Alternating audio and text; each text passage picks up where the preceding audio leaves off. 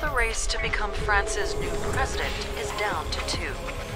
Marine Le Pen et Emmanuel Macron sont qualifiés pour le second tour. This election is about more than just liberal versus conservative. Can this former banker move that part of France that feels... Macron, 39 ans, est déjà président. France is heading into the home stretch of its presidential election campaign, down to two candidates, with the second round coming up May 7th. This is the first time since 2002 that the French news media have had a candidate from the far-right Front National to cover in the runoff, Marine Le Pen. Back in 2002, her father, Jean-Marie, was the candidate. But the prospect of an Elysee Palace occupied by the far-right figure led the French establishment, including the media, to close ranks. That Le Pen was crushed at the polls. A lot has changed since then in politics and media, and this Le Pen's hoping that the French establishment, again, media included, is no longer the force it once was. She's running as an anti-establishment candidate, but then that's what her opponent, Emmanuel Macron, calls himself too. Now, Macron's not fooling anyone in the media with that line. He is, after all, a former cabinet minister and an ex-investment banker. And the proof of that lies in the fact that the French media are clearly siding with him. For a skilled media practitioner, though, like Marine Le Pen, that could work in her favor. Our starting point this week is Paris.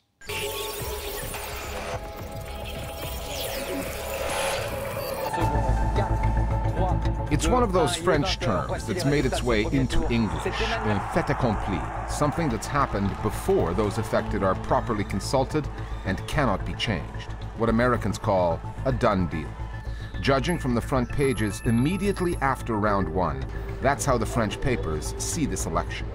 Emmanuel Macron is destined to win, a prophecy the media themselves can help fulfill with what looks like unbridled support for Macron over Marine Le Pen. There's no doubt about that, and they will spend the next 2 weeks, presumably, campaigning on his behalf, or at the very least attempting to convince those members of the electorate who have hesitations that the most important thing now is to vote for him, holding your nose if you want, but to vote for him to block Marine Le Pen. Par exemple, hier, For instance, you had the chief political analyst of the national news channel France 2 going on the air and saying, Et lui, ça lui aura pris un an pour arriver à être le 8e président de la 5e République. well, he hasn't been elected yet. There are still 2 weeks before the election. But for them it is so natural that Macron will be elected, that some incredible things will come up. Des trucs incroyables. Nous sommes un petit peu tout seuls contre les autres. So, it's us against them. Many politicians do not side with Monsieur Macron, but they are against Madame Le Pen. And for the most part, that goes for journalists too, who you can see are against us, against the Front National, because very often they work for media owned by the supporters of Monsieur Macron. Soutiennent Monsieur Macron. From the outset of his campaign and the formation of his new party, En Marche, Emmanuel Macron has positioned himself as a political outsider, anti-establishment, as if a career path through an investment bank and a cabinet position could produce such a candidate. The real outsider is Marine Le Pen, and the evidence of that is the backing, virtually across the board, that Macron is getting from the Fourth Estate, either from the journalists providing the content or the media owners writing the checks. Ensuite, il y a un autre groupe qui est le groupe LVMH. The LVMH group is a luxury group that belongs to Bernard Arnault. They own Les Parisiens and Les Echos, which treated Macron very well. Le Figaro, which is a right-wing newspaper, belongs to Dassault. Dassault is an industrialist who builds warplanes. Then there is a left-centrist group which owns Le Monde, Le Nouvel Obs, Les Huffington-Post, Télérama. This group belongs to 3 billionaires, including Xavier Niel, who made his fortune in telecommunication. And all these media outlets were in favor of Macron.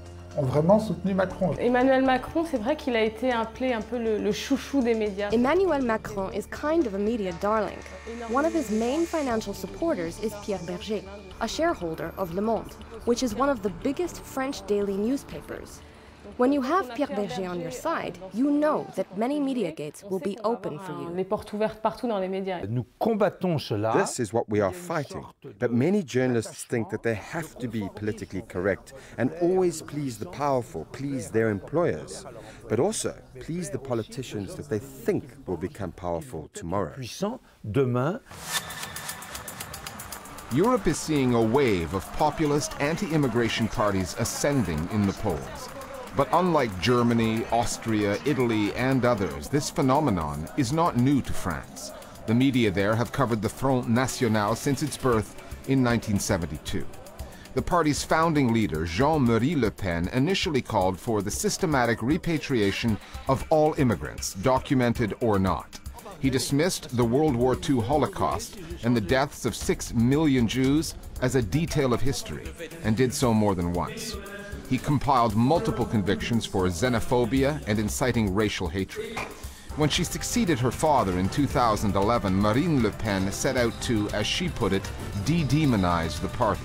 Her tone is much more moderate than his, and on the occasions when she does sound like her predecessor, she doesn't talk about Jews, she focuses on Muslims. Je ne veux pas que mes filles soient cachées sous des burqas. Je ne veux pas qu'on m'impose de manger du halal. 15 years ago, the only time Jean-Marie Le Pen made it to the second round of the presidential elections, the media coalesced around Jacques Chirac and against the Front National. In that respect, history is repeating itself. But in the age of social media, with anti-establishment forces on the rise and mainstream news outlets in decline, how will the French media's pro-Macron message be received? Tous les médias traditionnels, pendant 15 All the traditional media hysterically supported Chirac over those 2 weeks. There was a unanimity that was astonishing. We all experienced an incredible surprise, and there was a real fear. It was unimaginable to see him in the second round.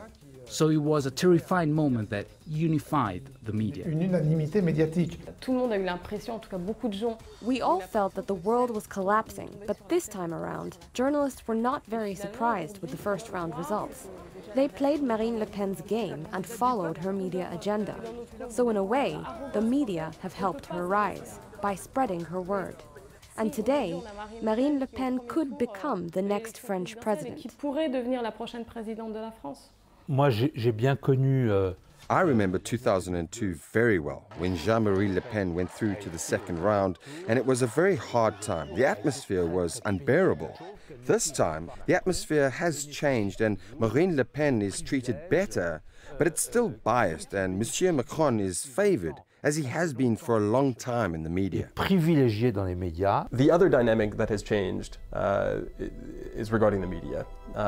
Since 2002, popular criticism of the media as a locus of power has grown, which is to say that in 2017, that the average citizen will say, well, the media have made their choice, but their interests are not our interests, and so we need to defy them. That is a perspective that one hears across the political spectrum, all the way from the far left through to the far right.